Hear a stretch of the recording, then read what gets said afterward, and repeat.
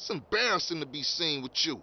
It's embarrassing to be seen with you, Ryder. I mean, geez, have you paid attention to your arms recently? Has Grove Street Games and Rockstar paid attention to you recently? No! Welcome back to the channel, everyone. In this video, I will finally be wrapping up the Grand Theft Auto The Trilogy, the Definitive Edition TM series with San Andreas in this episode's Buy or Deny.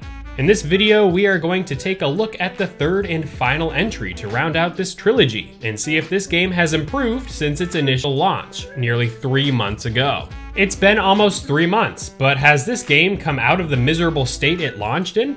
Have Rockstar and Grove Street Games actually taken good solid measures to enhance this cluster cluck of a mess? Have you smashed the like button, left a comment, and subscribed to the channel?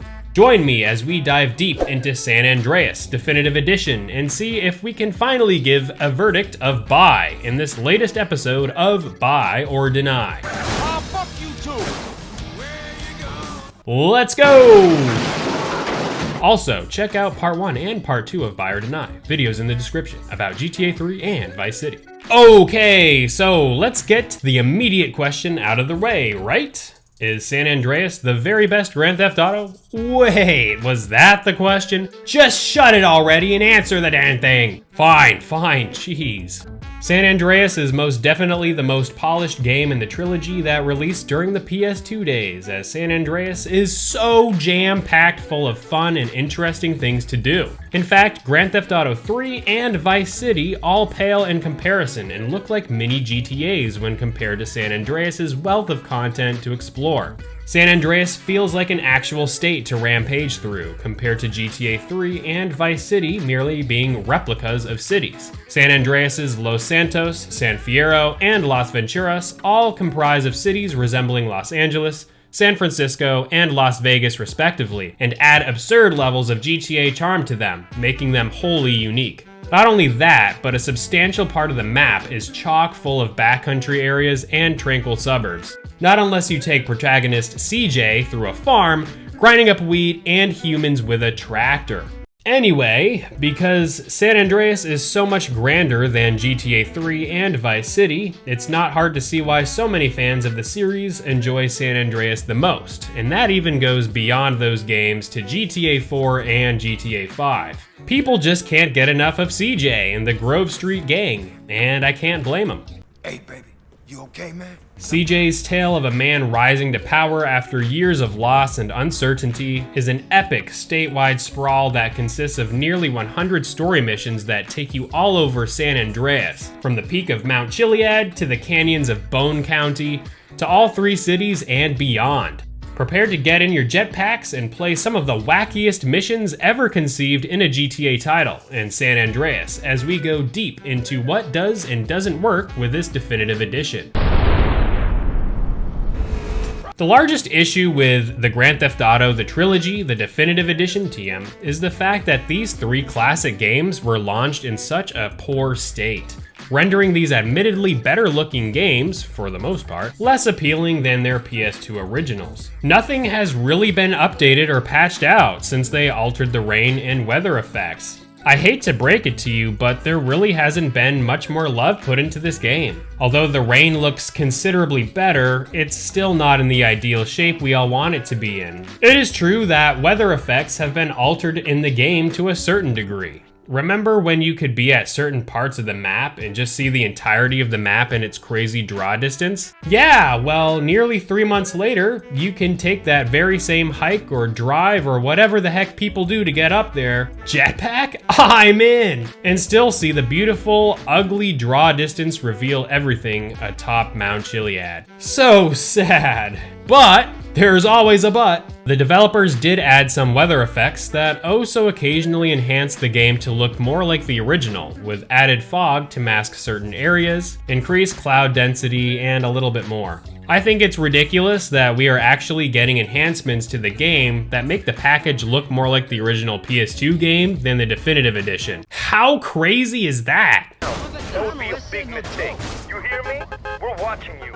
Whatever you say, bitch. Now that's crazy! The state of this game is still very much playable, and there is undeniable fun to be had here. The music still kicks as much ass as it did back when the game came out in 2004, although it is sad to see 17 iconic songs missing from this release. The incredible variety on offer here with this game is absolutely nuts, considering this game came out 2 years after Vice City. Not only is the map size of San Andreas absolutely huge for its time, but there are so many wacky things to do that weren't present in GTA 3 or Vice City, including piloting various planes, from private jets, military aircraft, and biplanes, being able to finally swim in the water and underwater, robbing houses for extra cash, doing oil tanker missions, going to various skill schools like driving and piloting that make a real lasting impact on your ability to maneuver each vehicle class, and so much more. This game also is massively better playing than the first 2 games of the trilogy, by including the ability for players to mount over fences and other objects to climb and scale obstacles,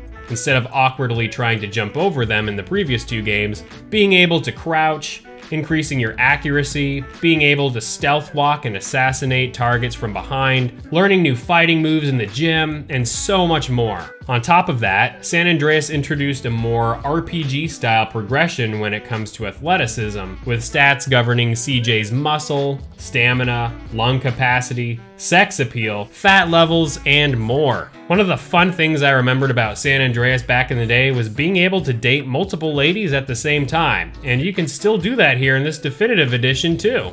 Oh no! What did 20 years do to you? No! Awesome things aside, let's get back into some more of my complaints about this definitive edition re-release. Although the new texture updates are actually quite nice and enhance this classic game in many ways, there are still areas in this game that just feel incredibly rushed, and for the love of God, why haven't these issues been patched out yet? I mean, look at this! Where did the top of that tunnel go? What kind of substance is CJ on that makes trees appear in the sky? And what is this? It's like the road is not even connected to the terrain. Oh wait, the road isn't even connected here at all! No!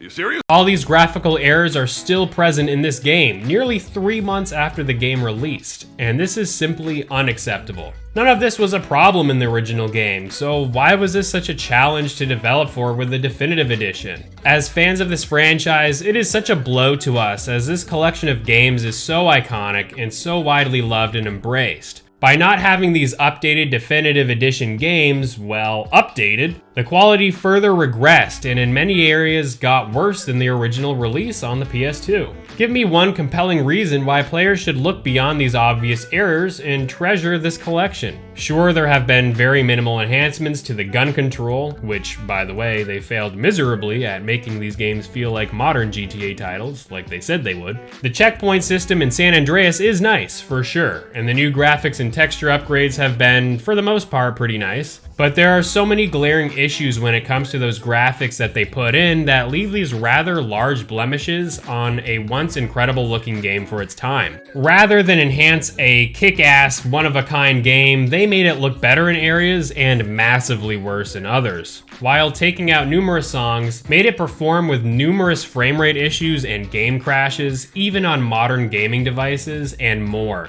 With all this said, good fun can be had here if you overlook all this stuff, but as someone recommending this game for people who have money to spend on a game, I still can't recommend dishing out $60 for a game that still needs a lot more time in the cooker to iron out some of the game's rough edges. Grand Theft Auto San Andreas, the definitive edition, gets a definitive deny. I know, it's sad, but what we have with this current state of the game is just not in any way a step up from the original release back in 2004. In fact, in many ways, it's only gotten worse. But what do you all think of San Andreas and the definitive edition of these beloved classics? I wish I'd have stayed home and watched the fucking game. Do you agree with my sentiment here, or would you recommend waiting to pick these up once they're a lot cheaper and more TLC has been given? Let me know in the comments below, and make sure to like this video and subscribe to the channel. I make video game content on Fun My Life 3 times a week, and if you like my videos just like this, I'd love to have your support. Until next time, friends, FML!